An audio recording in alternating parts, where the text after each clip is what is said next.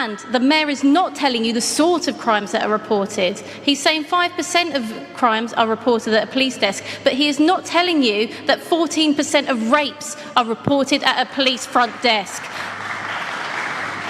The Mayor cannot tell you how many people visit a police station, and he cannot tell you how much each closure of a police station is costing.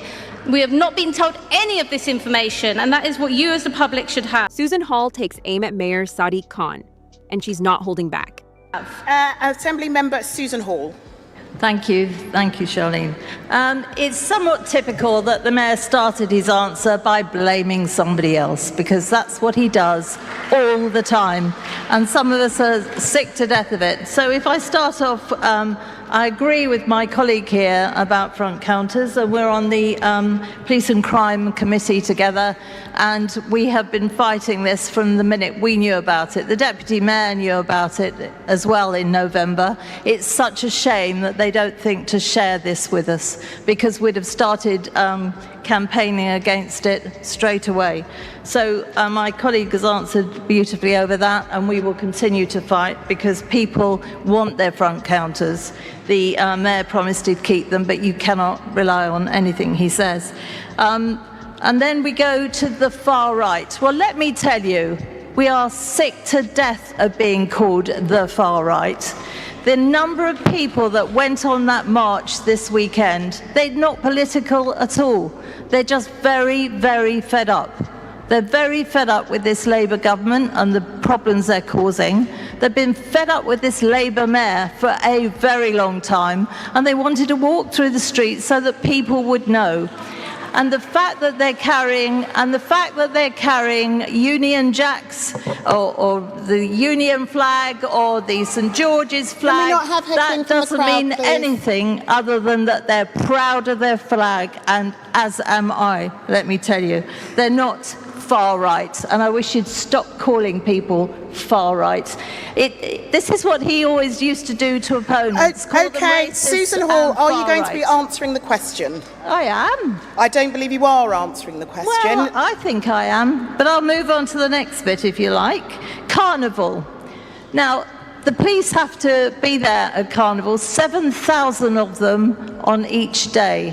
It's cost us all an absolute fortune. Thank God they had the foresight to do lots of raids before the Carnival, because on one of them they found, or in several of them, 11 firearms, which they had intelligence to say they were going to be taken to the Carnival.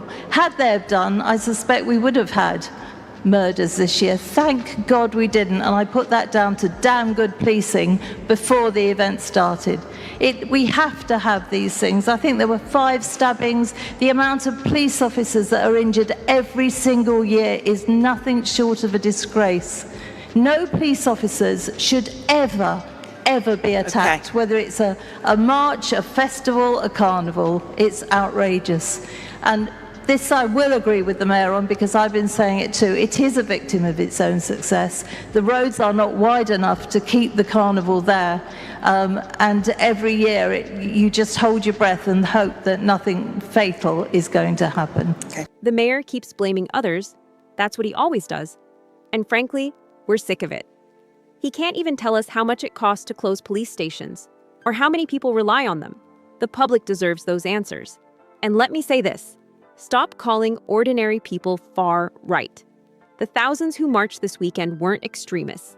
They're just tired of being ignored, tired of this Labour government, and tired of this mayor.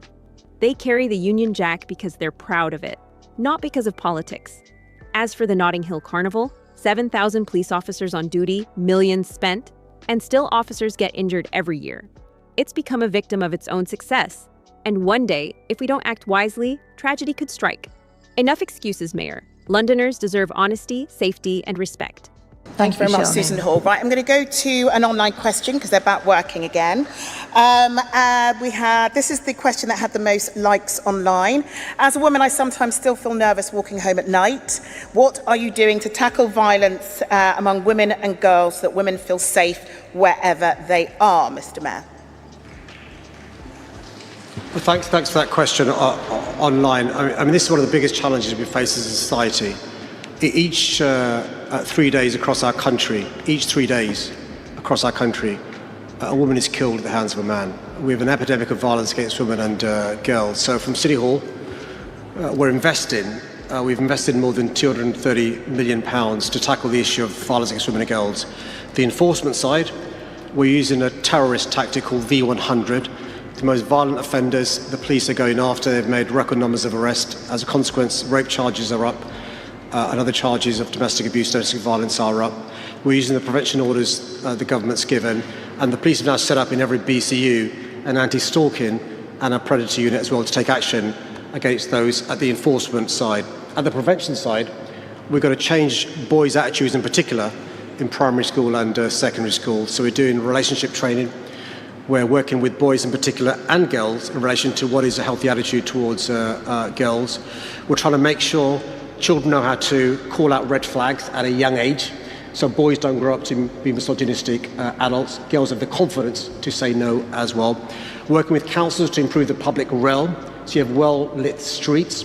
We also, in public transport, are taking pioneering steps. We have 77,000 cameras on the public transport network. We're now installing cameras at bus stops as well, because women have expressed concern around what happens at bus stop. And I was really pleased and proud that Gina Martin, a Londoner, campaigned to change the law to make upskirting a criminal offence, because I know my experience as a man is different when it comes to the experience girls and women have in terms of certain offences across our city and our country. But look, we've got to make sure there's a whole society approach to tackling this issue, and I'm determined to make more progress here. Okay, thank you very much. Assembly Member Garrett. I just want to say very briefly, in answer to the first question about the manifesto. So occasions like this, sometimes there can be a bit of political grandstanding, occasionally can creep in. Most of the work of the London Assembly scrutinising the mayor is the sort of careful, detailed work that people like to hope that politicians do but rarely see. So I want to give a plug. Tomorrow morning, the Budget and Performance Committee, which I chair, from 10 o'clock, we have a big long list of all of the mayor's manifesto promises, and we'll be going through them, challenging his senior team about how they're delivering on all of them and how they're going to get them done, if at all, by the end of the term. So tune in on our YouTube channel or on the London Assembly website tomorrow from 10 o'clock, and you'll see, I think, a very exciting meeting. I'm not sure we stand regarding adverts during this bit, but you've done it anyway. Assembly Member Garrett. Assembly Member Emma Best. Thank you, Chair. I'll come first to the question around violence against women and girls. And I think every woman knows that feeling of your familiar walk home where you look for those safe spots that you know you'll see. That's the stations that might be still open and lit up, the busy high streets, which unfortunately we might come into the economy section where the nightlife's being hammered, so those are no longer. And the other safe spot that you normally see is a police station. And that is something, again, that the mayor is threatening us with losing. And so to come onto that police station counter, here's the really important bit. The last bit of data we have shows that only a fifth of visits to a police station are to report a crime. There's a whole host of other reasons for update on serious crime, missing persons, why people visit police stations. But the Met has not taken any data on how many visits we have at the moment. We just know that we're quoting the reported crime figure, and that is it, but that doesn't even account for a fifth of visits.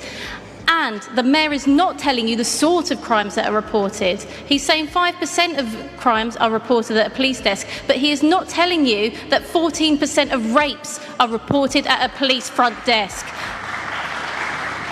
The mayor cannot tell you how many people visit a police station, and he cannot tell you how much each closure of a police station is costing.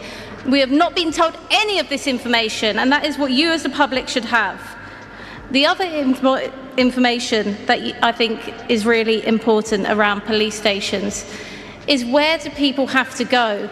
This is pushing people in outer London into inner area Londons on bail. They'll be having to travel over an hour to sign for bail. These are people that don't necessarily have committed a crime. These are also people that have moved away from areas to get away from violence, to get away from old lifestyles, and we're pushing them back into that lifestyle with this proposal. Okay. Now, on the final point, if I can, Chair, just briefly, when it comes to flying the flag, I think it doesn't matter if you've been here for 5 days or 5 generations. We should all be proud of our country, because when we're proud of our country, we're proud of our communities. When we're proud of our communities, we look after our communities. And so I think if you're on the left, the right, the centre, you should want to fly the British flag with pride. Every woman deserves to walk home at night and feel safe, not scared. Yet while the mayor talks about funding and strategies, we still see police stations closing, dark streets, and fewer safe places for women to turn to. Londoners aren't asking for promises. They're asking for protection, real, visible protection. Because when police counters shut down and lights go out, safety disappears too.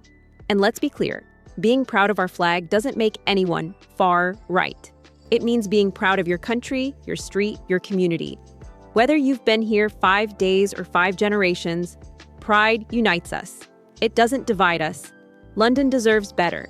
Safer streets, open police stations, and leadership that protects, not excuses.